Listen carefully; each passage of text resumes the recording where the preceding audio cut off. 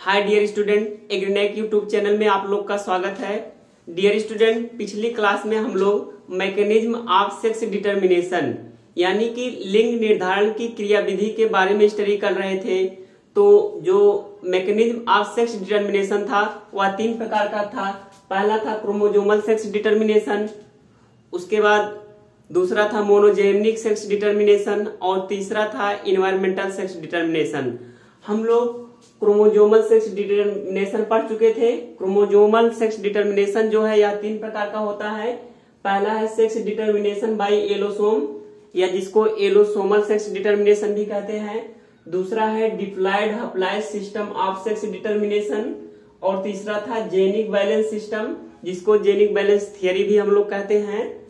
तो हम लोग सेक्स डिटर्मिनेशन बाय एलोसोम पिछली क्लास में हम लोग इसका स्टडी कर लिए थे। एलोसोम मतलब कि जो सेक्स क्रोमोसोम होता है उसके द्वारा जब सेक्स डिटर्मिनेशन होता है तो उसको कहेंगे sex determination by allosome. Allosome में हम लोग देखे थे कि जो ह्यूमन बीइंग से बात करें तो एलोसोम जो होता है 2 क्रोमोसोम होता है, 2 प्रकार का होता है। एक होता है एक्स और एक होता है वाई।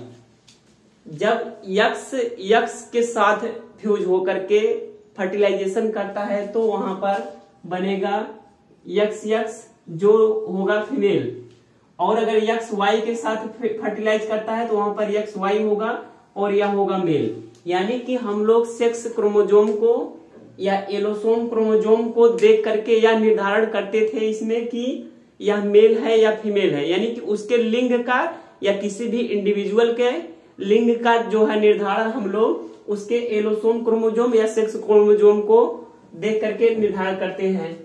अब दूसरा जो है इसमें ये हम लोग पिछले क्लास में पढ़ चुके हैं। दूसरा है diploid haploid system of sex determination, यानी कि जब हम लोग हैप्लॉयड और डिप्लॉयड सेक्स सिस्टम को देख करके पता लगाते हैं कि कौन सा जो है मेल है और कौन सा फीमेल है, तो इस प्रकार के सिस्टम को diploid haploid system of sex determination कहेंगे।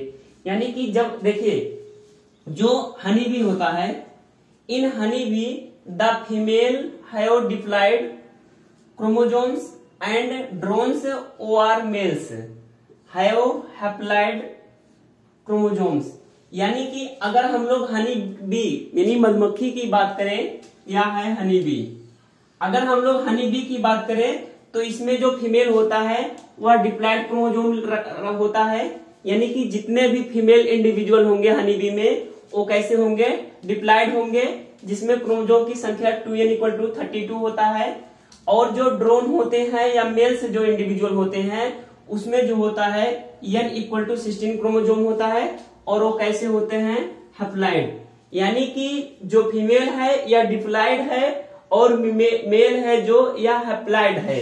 तो डिप्लॉयड और हैप्लॉयड सिस्टम को देख करके हम लोग यहाँ पर सेक्स का डिटर्मिनेशन कर रहे हैं, इसलिए इसको diploid haploid system of sex determination कहते हैं।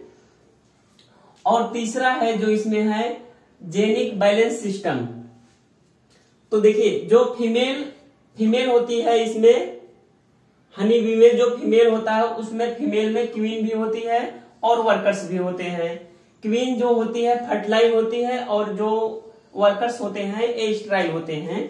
फीमेल देखिए इसलिए फर्टिलाइज होती है, फर्टाइल मतलब कि जिसमें सेक्सुअल रिप्रोडक्शन या रिप्रोडक्शन करने की कैपेसिटी हो उसको फर्टाइल कहेंगे। और बात है स्टेराइल जिसमें सेक्सुअल रिप्रोडक्शन करने की कैपेसिटी ना हो या रिप्रोडक्शन करने की कैपेसिटी ही ना हो उसको कहेंगे स्टेराइल। देखिए क्वीन और वर्कर्स जो ये दोनों होते हैं फीमेल या इसमें किसमें हनी बी में, तो दोनों होते हैं फीमेल और दोनों डिप्लॉयड होते हैं। तो जो क्वीन होती है या एक रॉयल जेली होता है,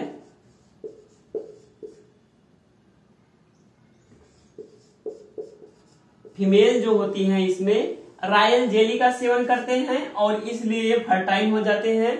और रॉयल जेली का सेवन स्टेराइल लोग वर्कर्स जो होते हैं नहीं कर पाते हैं, ए स्टेराइल होते हैं। दोस्तों अगर वीडियो अच्छा लगा हो तो लाइक सब्सक्राइब एवं कमेंट कीजिए।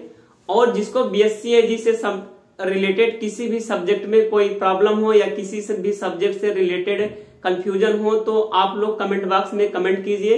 हम लोग उसका वीडियो प्रोवाइड कराएंगे। जय हिंद।